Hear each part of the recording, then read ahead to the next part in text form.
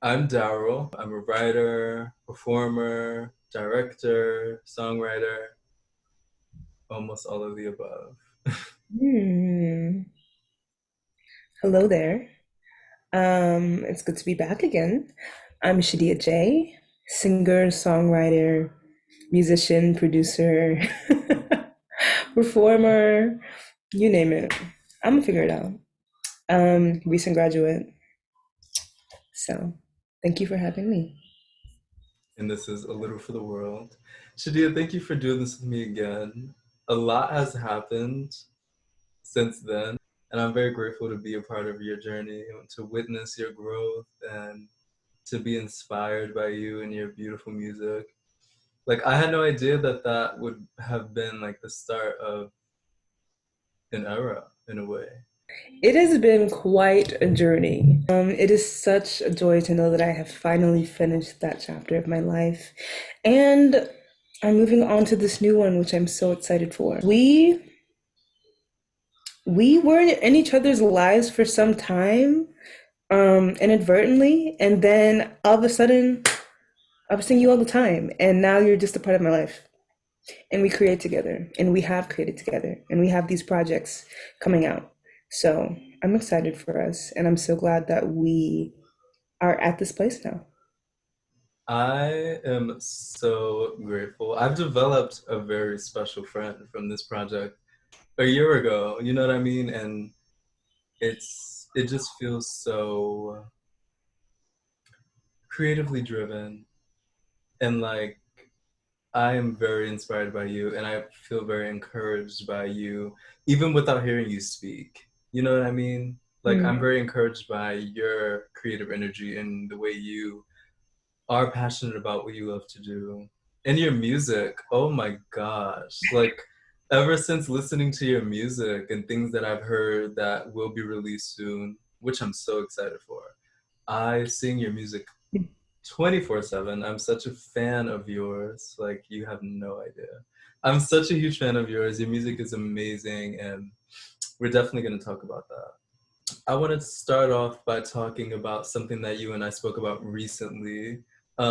You play piano. You play multiple instruments, first of all. You play the flute, you play piano, you play guitar. Is there anything else I need to know? Okay. Um, For now, that's it. okay. For now, exactly. Exactly. Um, which I didn't even know you played the flute. Like we were just in your dorm room one day and I started doing something and you were like, I want to play the flute. And you just like casually pulled out your flute and you were just like, and I was like, what the hell? Like, wow. Like she's talented. She's gifted. Um, but yeah, I wanted to talk about something, a term that has to do with piano. You know that I read a lot. Like I read a lot. Reading is something very important to me.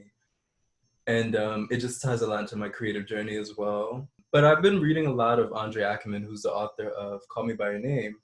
And in this book that he wrote called Find Me, he titles the sections instead of chapters, he does it in parts. So this book has three parts, and one he titles them after music terms. So one of them is titled da capo, which is from the beginning, and it's a piano term. The reason why I brought it up is because when I learned what it meant, it just felt very significant to me because I feel like specifically I'm at a point in my life where creatively and just as a person, I am meeting myself again in a way that signifies fate being very determined, no matter what. The capo. Da capo. I think that's beautiful. I think you should have an album or something come out called From the Beginning, Da capo, because although it is a musical notation, and yes, it's used in piano, it's used across all musical instruments. It's notation. So when you hear or when you see da capo in the music, it's because there are a lot of repeats or there are a lot of codas. It's because the musician or the composer is circling back to the beginning. So I think it's so beautiful that you have found the courage to do that. and you have found the courage to really find yourself and see yourself and be yourself. This beautiful child is still in you, and I love that you are embracing him. So, congratulations. Thank you. That means a lot, like a lot to me. Thank you so much. And I could say the same about you. I'm just very proud of you for tapping into your creativity even more, because it's only the beginning and you're going to inspire so many people like you already inspired me. I want to talk to you about vulnerability because that plays a huge part in, I feel like, our art and the things that we do. A lot of the things that we don't say or we don't know how to express to other people that we don't want to, we put into things like you put into your music, you put into your songs, you put into composing, and I put into my writing and writing songs. How does vulnerability inspire your music? A lot of the time in the past, I would find myself writing music, writing songs about other people, about other stories, things that didn't pertain to me, about movies and music and plays that sparked a reaction in me. And that lasted for a while, and I was able to create great pieces of music from that for a while. But after a period of time, I found myself with this huge block. And I realize now that that is because I wasn't allowing myself to be vulnerable. I wasn't allowing myself to write about me, my story, things that actually matter to me are happening to me. So lately, it's been different. It's been emotional and horrifying and hard. But in the best way, like I don't know how to say it because I had this huge block for months. It could have might even have been a year. And I wasn't able to write and I didn't know why. Because I had never, at that point, I had never been blatantly honest. Maybe I connected with the story or a movie or another song and I was able to put little hints in. But now I feel like my writing, along with me, has graduated to the place where I am able to talk about myself and be unapologetic about it. So being vulnerable takes lots of courage and it's very purposeful. But once you get to that place, for people like me who have a hard time sharing your feelings, you can put it into your art. It's worth it. It's worth it. Once you get to that place, it's worth it. I agree. And I too feel like I was blocked for a very long time, for years, and creativity was missing from my life for such a long time. And I just never felt like there was any purpose. I felt like my life lacked a lot of meaning for a long time. And I just felt so much, I didn't feel young for a long time, and creativity was missing. My honest self was missing, and which is why I wasn't creating. And yeah, like you said, I was inspired by things as well, other things, films and things that inspired me to write, but that writing didn't really get as far because it wasn't me completely. I'm grateful that now I am able to do something like this or like share my writing that comes from my heart and my authentic self and people actually relate to. And it gravitates a lot of beautiful creative people toward me. Since we're on the topic of vulnerability, I want to turn this question around to you. Um, a little unrelated, but it still applies. So, as a director, first, as a director, how what joy does it bring you to have projects like this, to lead projects like this, to be behind the camera, directing, pointing, leading like you do. What does that feel like? I see myself in a lot of everyone who I've sat down with here. And that's what, whenever I feel in my own head, whenever I feel like I don't belong here, or I feel like when I'm going outside, I feel like an intruder or an imposter amongst people, and I'm in the way, and I need to go back in my box and hide. I watch this, and I feel so light and Hmm. so seen and so inspired just hearing from all of you. And I love that it's available to watch whenever because it's so good for me. And I think that's my favorite thing about it because I don't think I don't think everyone can say that they're inspired by the things that they've been sharing with people. And I really am. And I'm not just inspired while doing it, I'm also inspired even more by watching. And like even when I go through something different later on, or something that I'm experiencing internally that's different from what I was experiencing when recording, things have a whole different meaning to it. And then also I understand things more that I may not have fully grasped at the time. It's like reading a book again and you're catching something because you've grown more.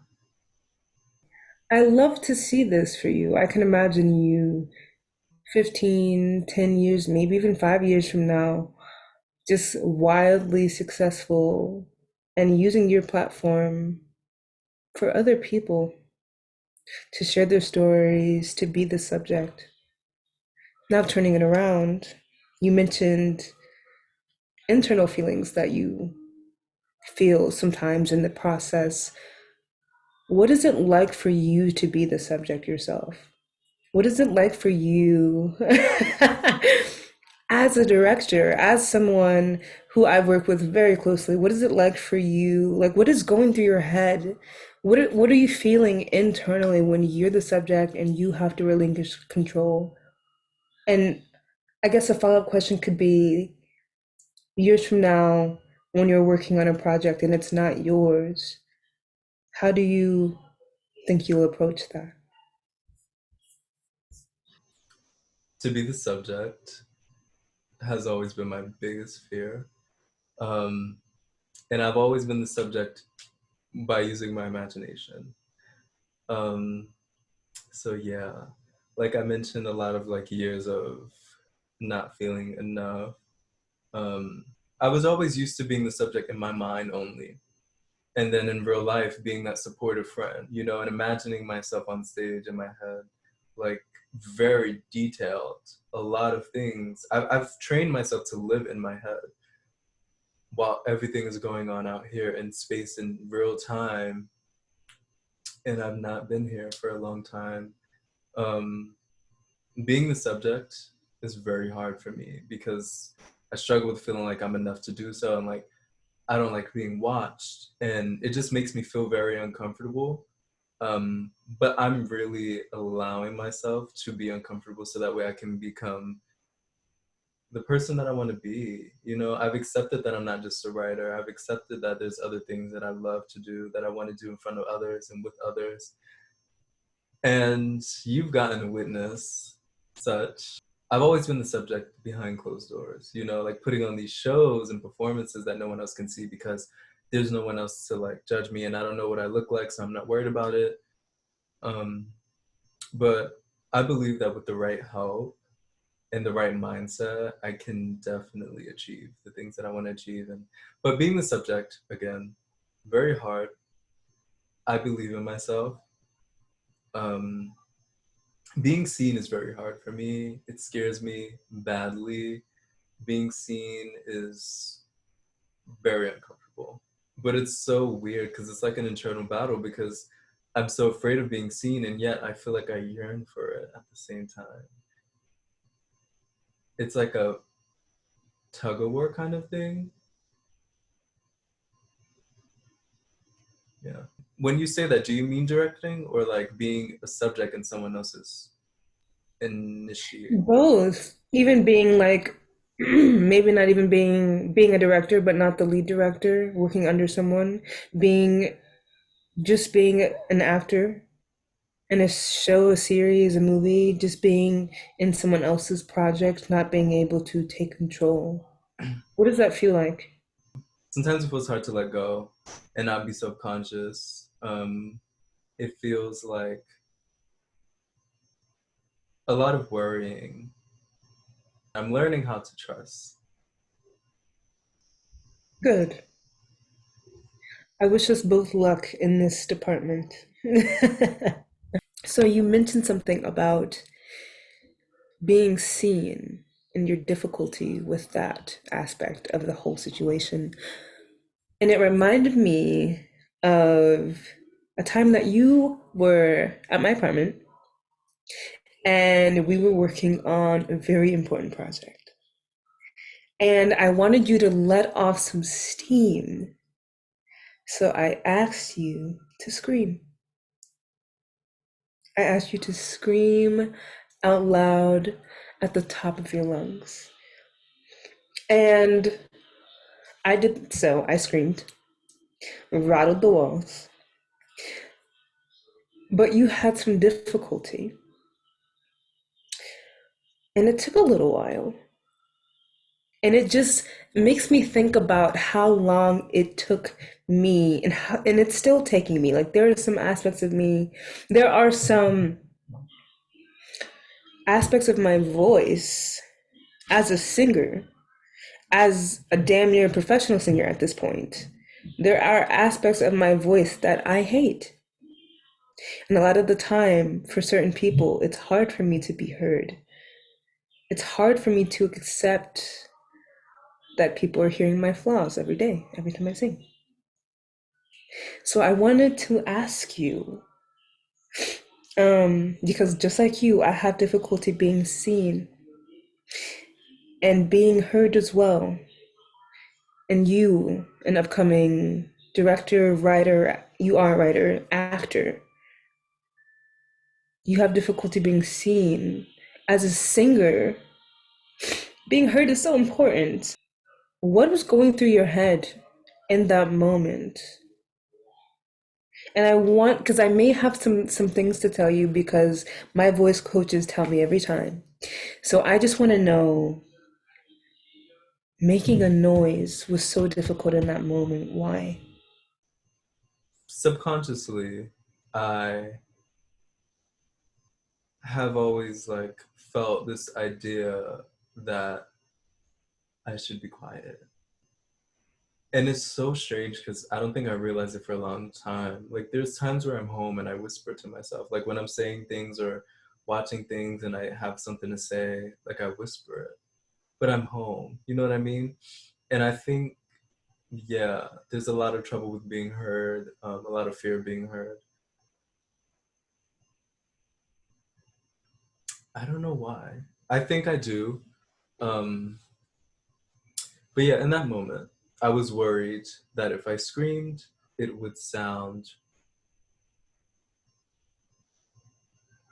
one, once it's done, it's done. And two, I was just worried that I would be heard, which is weird because like I don't know. This is a lot to like even think about. But yeah, it took a while for me to scream.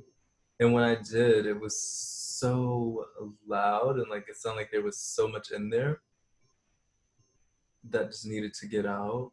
Um, but yeah, it just reminds me of many times in my life where I should have said something, but I didn't. Many times where like I didn't actually speak what I feel or speak my mind because I was afraid of being honest. And maybe screaming just tells stories. I don't know. As a music industry student, I was around a lot of other music industry students. And for a lot of us, no one's holding hands. They have your back, but they don't. So, as soon as, in my experience, other music industry students loved to witness the flaws. I used to go to the music building to practice early on in my college career. And it got to the point where I couldn't even go there to practice because I noticed that other people, she messed up. Oh, Shadiyah is supposed to sound good, but that didn't sound good.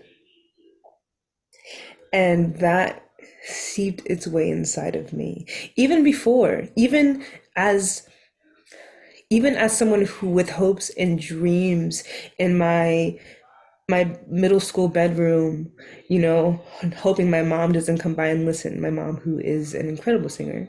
Everyone feels this way. Everyone feels this way because if you do something out of the ordinary, if you're louder than you're supposed to be, people will see you. People will hear you. People will have their own opinions about you, and there's nothing you can do about it. It was so difficult for you in that moment to scream because we saw you. Me and the other young lady who were in that room waited. We were patient too because you needed that release. You're here. You're allowed to make a noise. I like some of the vocal coaches I've had have started to help me get out of that. They'll be like, Shadiyah, now is not the time to sound pretty. You can sound pretty at the performance. Here is where you crash and burn. This is where you are allowed make any sound because when you are able to discover these new sounds, you are able to turn it into something beautiful. But that's not going to happen if you stay quiet. It's so important to get comfortable with being uncomfortable and be comfortable with being seen and heard because this is not going away for us. It's just not. You're right. It's not. Thank you for that. I think it's very necessary to bring up confidence. Your confidence when you sing inspires me incredibly. Like, you have literally inspired me to admit to myself that I am musical and to tap into my musical self. And we have something coming out soon together. Who would have known? I did. I knew. Here we are. You learning how to ignore those voices in your mind that are telling you that you're not good enough encourages me a lot because prior to you and I talking and inspiring each other and writing together, I don't know how this would have happened. It's an affirmation that I say a lot. My confidence inspires others. Um, for example, ever since A Little for the World, I've gotten messages from people, and specifically this one person I will never forget who actually recently passed away. Rest in peace, Soleil. She messaged me and told me that it inspired her to tap more into her creativity, and that matters so much to me, and that's why we're here now. Just like you inspired me, I want people to witness this. I want people to witness our connection and what your creative energy does for me, because you literally show me by tapping into your higher power that anything is possible. And I believe that with the right practice, time, anything is achievable. And that, okay, sorry. And that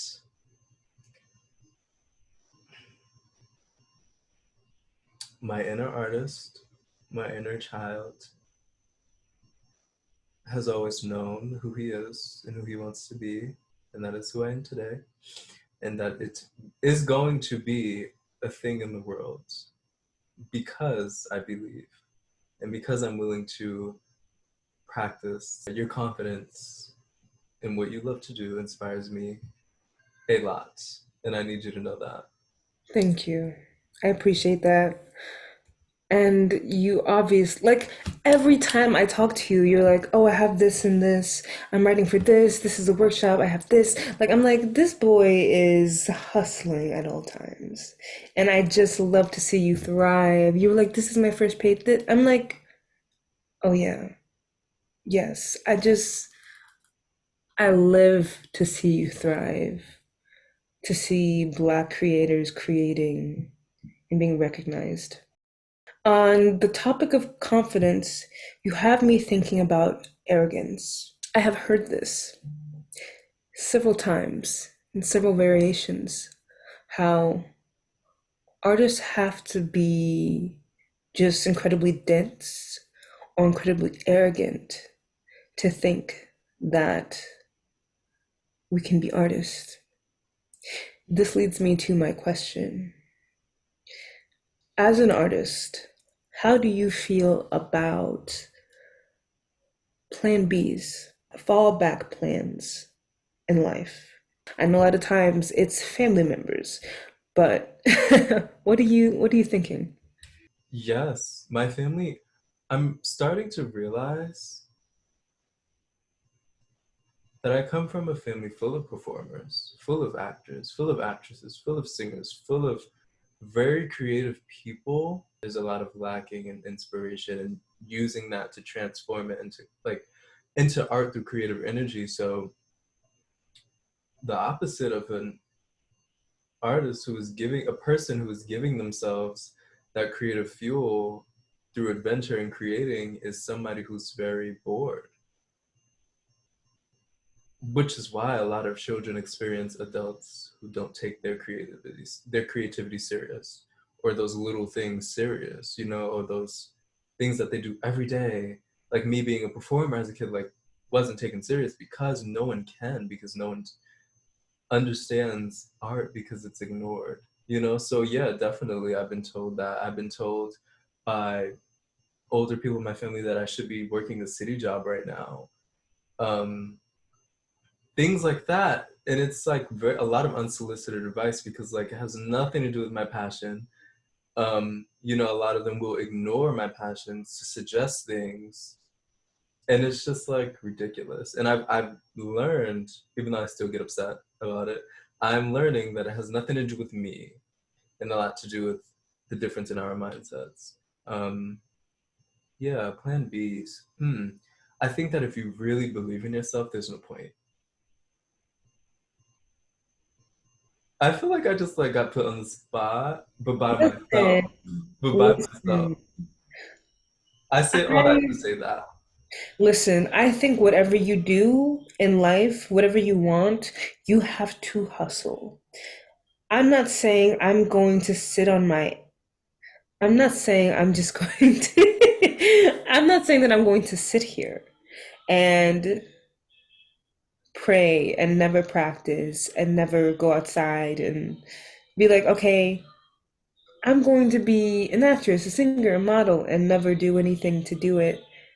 But if I'm arrogant for thinking that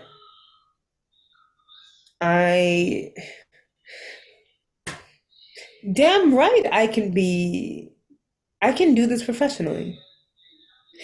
If certain people in this industry can sing and be paid for it, then I can too. And if I'm arrogant, then I'm fucking arrogant. And I'm not saying that I'm gonna, I mean, it kills me, but I have to work.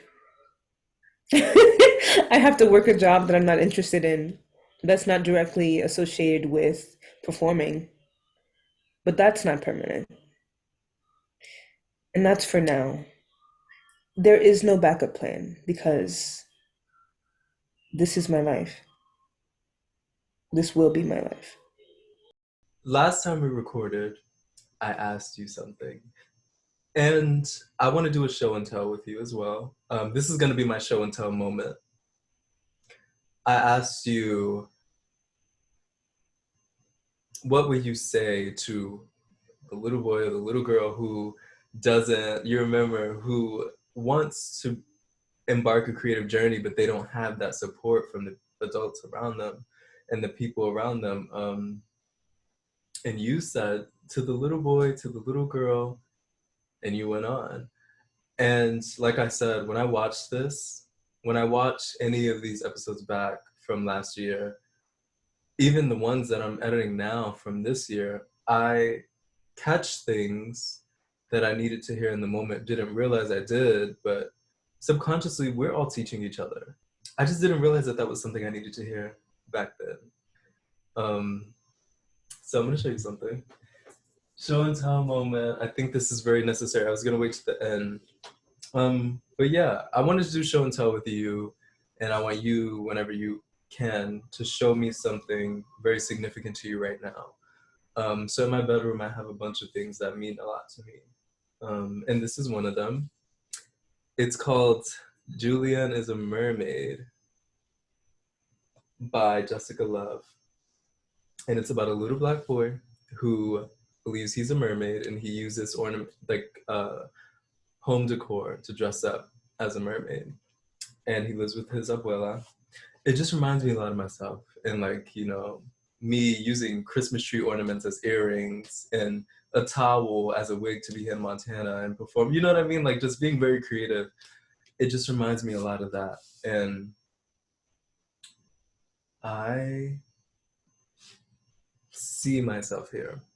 But yeah, I watched that back and I thought a lot about parts of me that needed to hear that to move forward. I want to see something from you, something in your bedroom that means a lot to you. So, I have it right here because I wanted to be prepared.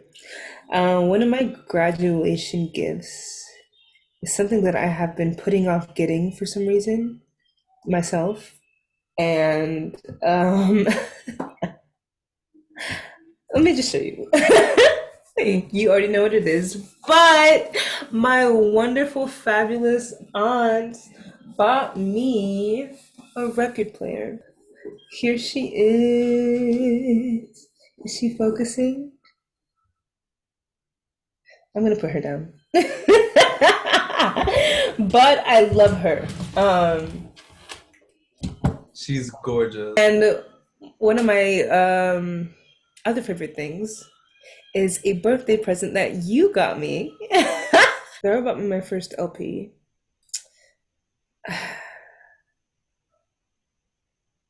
Kind of blue. I mean, there's nothing else to say after that. I've wanted a record player for a long time because I don't know how to describe the feeling. When I first listened to the record, it reminded me it was a throwback to high school when I was in marching band, and, well, specifically concert band, because we would have these rehearsals, and right before our concerts, when the music was like incredible, like just incredibly set, as close as it was going to get, we would do run-throughs. Um, and that's the sound that I get from this, from having a record player. It sounds like I'm in the room. It sounds like I'm at band practice and I'm listening to this section play right there. And it's just like a lot of my heroes, a lot of my musical heroes have passed on. So it's so important that I experience their art this way. You wrote a song called See Me to Sleep. I want you to talk about that song. Originally, it was written when I was in high school.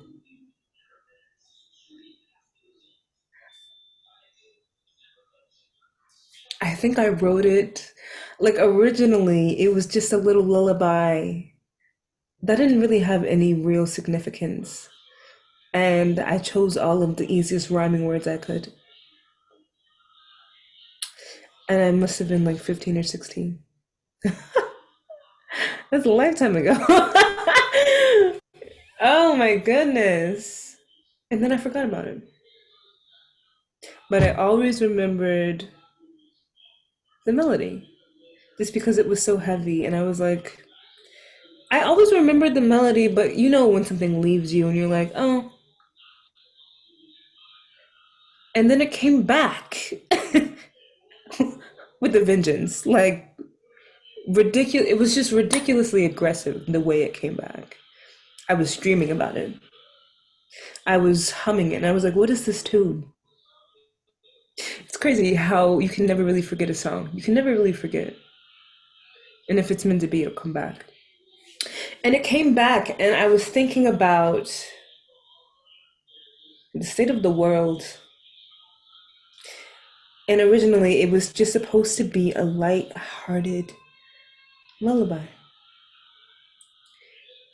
And then I started thinking about my life and the lives of other people who look like me. And I started thinking about, I was just so angry. um, and to put, I wanted to put my anger to bed, I think. And I wanted it to, I mean, it's so much bigger than me. You'll see what I'm talking about in a second. Sing Me to Sleep is about racial violence. Most of the song is describing some of the emotions that are attached to Black trauma. I actually wrote it from the perspectives of those that have died due to racial violence. The George Floyd, Sandra Bland's, and Emmett Till's of the world. And this happened to be their letter to those of the Black community that have been affected by the ever growing list of victims that have died this way. And I think Sing Me to Sleep is just my way of putting my anger to rest, but also putting the numbness and the pain to use. It's a much different kind of lullaby. It's comfort for us, for the families of the victims, for the people who are fatigued and numb from seeing every day a new person dead from this type of racial violence. If happiness is key, and in a situation we are hopeless. Till then we'll just So be. everyone deserves to sleep the pain away. Miss Shadiyah Jai. We wrote a song together. Did we? We wrote a song together, Hmm. and it's titled Uneasy. The song represents our personal experiences and the emotions that may be harder to express verbally. We wrote them down, we trusted each other, and we recorded the song together with a bunch of trips back and forth from your campus that were very worth it. What does uneasy mean to you? In any part of any chapter, it applies, whether it's a more difficult time or if we're in the happiest days. It's like wishing upon a star. I want to be free mentally from all of my burdens and anything holding me back. Myself. I am my biggest critic. I self sabotage like nobody's business. And I feel like Uneasy has let me take accountability for that. And it helps me and has helped me really keep track of my progress. And it has allowed me to celebrate because in the time that I've known you, we've both grown. And the time that we have written this song, because it took a very long time, and the time that we wrote and recorded this song, We are different people. You were doing things that I never. That's not true. You're doing things that I didn't think you would be doing so quickly.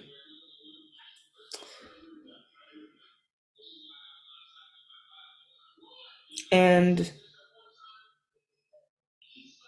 and I am completing my goals successfully without even realizing it in the short time that I've known you. So I think uneasy is a beautiful beginning and ending of this chapter that we're in.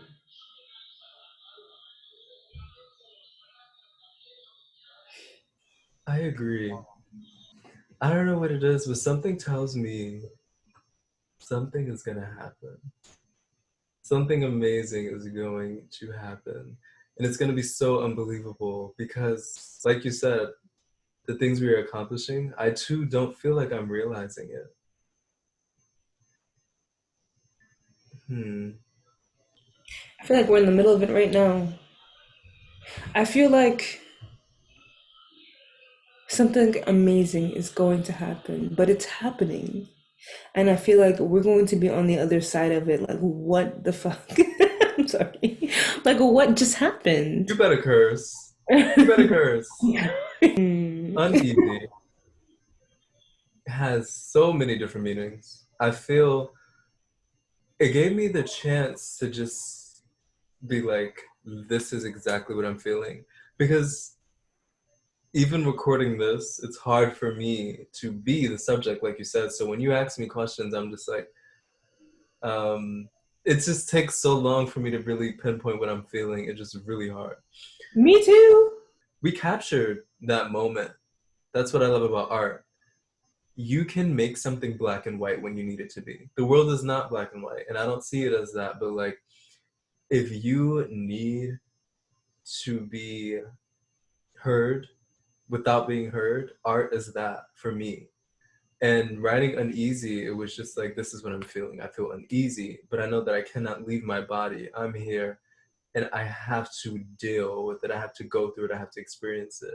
And however, I can experience it. I can do things that, like uneasy, writing uneasy was my way of treating myself in that time. Uneasy is a product of what could be done, what could come from those feelings. I just love how this song is going to mean so many different things for different people. Even when you were just speaking now, we have different interpretations and we wrote it. And I think it's so beautiful that this is going to be whatever, this song is going to be whatever is needed. Use as needed. And just now, when you were saying one of the lines, I didn't know that was your interpretation. What's one of the most valuable lessons you've learned from your songwriting processes? Being patience is so important. I always happen to notice that I may write about something and it doesn't apply until later, or I don't realize how it applies to me. Or maybe I was just, a lot of the time, I'm just not mature enough to get it. I think that I should answer this question as well. My writing, one of the most valuable lessons I've learned. I've learned to do it and not to do it all for showing it, but to do it as a lifestyle because that is, I have the floor when I write. My voice is being, well, things that I feel, I'm expressing myself. I've learned that writing should not just be something that I'm doing to share, it should be something that I do to do. It's a way of living, it's a form of living. And that's what art in general, like it, I don't, and if I ever do, I trust myself enough to like notice and take a step back and pay attention. my art is not mainly for it's not for just having the life that I desire to live. It's self-care. And that's what I've learned about my writing. My writing is a form of self-care. And also that writing is how I can improve in writing. You know, I believe that I can be one of the greatest writers of our generation, but I have to write. That's I have to write, period, and it's a huge form of self-care. Yes. Oh my God, yes. I agree, especially about what you said. Um, it's not just for the lifestyle that you want. Yes, you've been blessed. And yes, you can become very successful with this blessing. But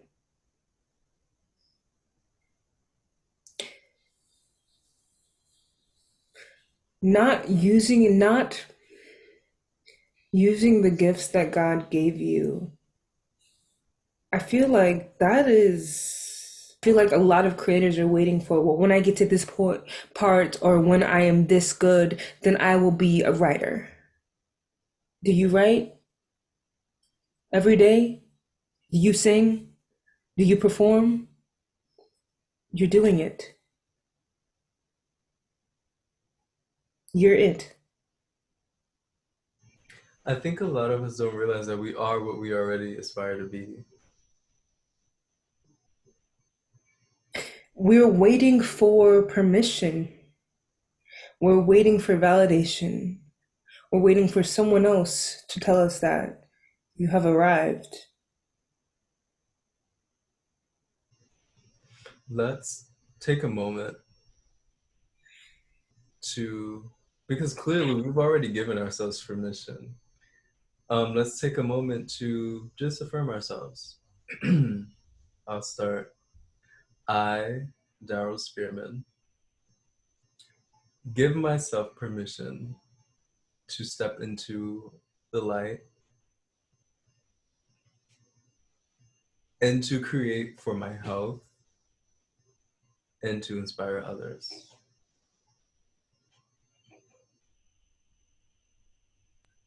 Beautifully said. I, Shadiyah Jai, give myself permission to relinquish control, to let myself be vulnerable at every time imaginable, to let myself be heard and seen at all times.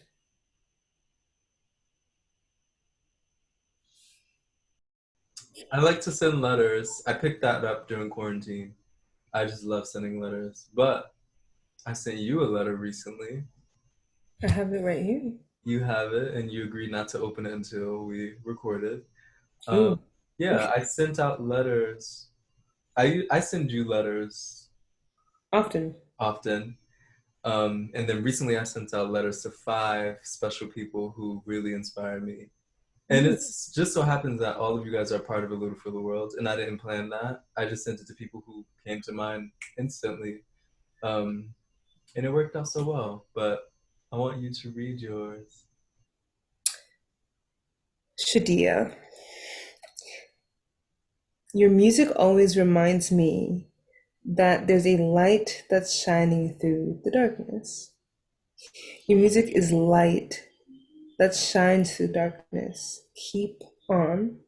You are doing a wonderful thing, wonderful things. Thank you. Daryl. Aw, It's very short and sweet. it Um, is. I love it. that is what came to mind. And I think it's great to know that, like, I want you to know that when I'm going through, well, any point in life, when I'm experiencing a beautiful thing internally, well, it's all beautiful. If I'm experiencing a hard time internally or a lot of happiness, Mm. I turn to your music often. Oh, Music that I can hear. The music that I know, if I can't hear it yet, I sing it. You know, it's beautiful. you, yeah. Like I am very grateful for your creativity. I've said Oh, that a lot today, but I really need you to know that. I really appreciate it. I do because I am my biggest critic. And the way that you keep appreciating my art has me believing you. Because there was a time when I didn't. Just because sometimes it's hard, but now it isn't so hard. Creative friends, the best kind. The best kind. I'm here for you. I'm here for you. The fuck? Period. I'm Daryl, I'm Shadiyah Jai. and this has been A Little for the World. Ow.